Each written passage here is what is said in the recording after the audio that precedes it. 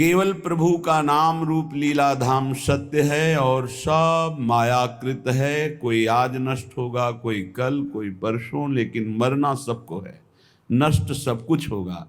एक तू अविनाशी है, तू अपने स्वरूप को जान जा, परमात्म स्वरूप में स्थित हो जा, इसीलिए मानव देह मिली है। श्रीपाद कह रहे हैं, इहि न सुखम न सुख परे क्वापि, यहां सुख नहीं है। यहां से परे अगर स्वर्ग लोक आदि के लोकों में सोच रहे हो सुख है तो नहीं है। सच्चिदानंद सुख के बिना हमारी प्यास नहीं बुझने वाली, क्योंकि हम सच्चिदानंद प्रभु के अंश हैं। पार्थिव माया रचित भोग विलासिता में कभी हमारी तृप्ति होगी ही नहीं। पश्चाताप, अशांति, चिंता, शोक, व्याकुलता, इसके सिवा और कुछ हाथ नहीं मिलना। देख लो, सब भोग रहे हैं, यहां से लेकर ब्रह्मलोक तक सब मायामय जगत है। इसलिए ना इह और ना इह परे, ना इस लोक में ना परलोक में। सुख है तो प्रभु के नाम में, रूप में, लीला में, धाम में है, मान लीजिए। श्रीपाद कह रहे, न पत मोह जालेस्मिन, मत गिर इस मोह जाल में। ये अज्ञान का, विद्या का ऐसा जाल है कि बड़ों बड़ों को गिरा देता है। बड़े बड़े कौन? जिनको शास्त्र ज्ञान है, जो जानते हैं कि ये नहीं करना चाहिए, उनको भी वो भ्रष्ट कर देता है। इतना प्रबल अज्ञान है। जब तक हमको भागवतिक संग नहीं मिलेगा तब तक इस मोह जाल से निकलना बड़ा कठिन है। भागवतिक संग प्रभु की कृपा से मिलता है। जब प्रभु दयालु, दया करके द्रवित होते हैं तो या तो किसी साधु को उसके समीप पहुंचा देते हैं या उसको किसी साधु के समीप पहुंचा देते हैं, फिर परम मंगल प्रारंभ हो जाता है। क्योंकि अज्ञान रूपी तिमिर अंधकार का नाश करने के लिए उनके वचन रूपी सूर्य का जब प्रकाश होता है तब उस अंधकार का नाश होकर सत्य वस्तु का अनुभव होता है। पर अज्ञानी जीव अगर भगवत कृपा से सत्संग भी मिल जाए तो वो उसे एक मनोरंजन समझता है, उसे अपने जीवन का परम मंगल समय नहीं समझता है, महत्व नहीं देता। जिसका संत वचनों पर, गुरु वचनों पे महत्व नहीं है, वो 50 वर्ष सत्संग करे तो भी लाभ नहीं मिलेगा। और जिसका संत वचन, गुरु वचनों पर महत्व है तो एक शब्द से कल्याण हो जाएगा। ये बड़े आश्चर्य की बात है। 50 वर्ष सत्संग सुनने पर भी परिवर्तन नहीं होता जब श्रद्धा और विश्वास नहीं होता।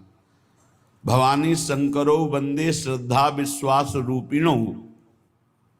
जब तक हमारे अंदर ये भाव नहीं आता कि जो संत भगवान, जो गुरुदेव भगवान बोल रहे हैं ये मेरे मंगल के लिए बोल रहे हैं, मुझे एक एक अक्षर वैसे ही आचरण में उतारना जैसा बोल रहे हैं, आप उतारने के लिए उत्साहित होइए तो आपको गुरु शक्ति, संतों के द्वारा प्राप्त भागवतिक शक्ति आपको उसमें बल देगी। जो ये विषय त्याग होता है वो गुरु कृपा से होता है। वो कृपा शक्ति कोई ऐसा नहीं कि हाथ करे और ज्योति निकल रही हो आप पर पहुंच रही, ये तो बनावटी बात है।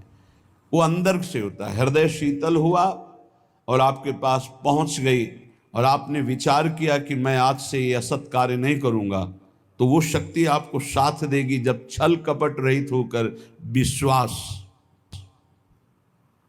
गुरु वचनों पर विश्वास, संत वचनों पर विश्वास। न पत मोह जालेस्मिन, इस अज्ञान के जाल में मत फंस, नहीं नष्ट हो जाएगा। माया बहुत प्रबल है। थोड़ी सी चूक, राई के सम चलत ही होत और की ओर।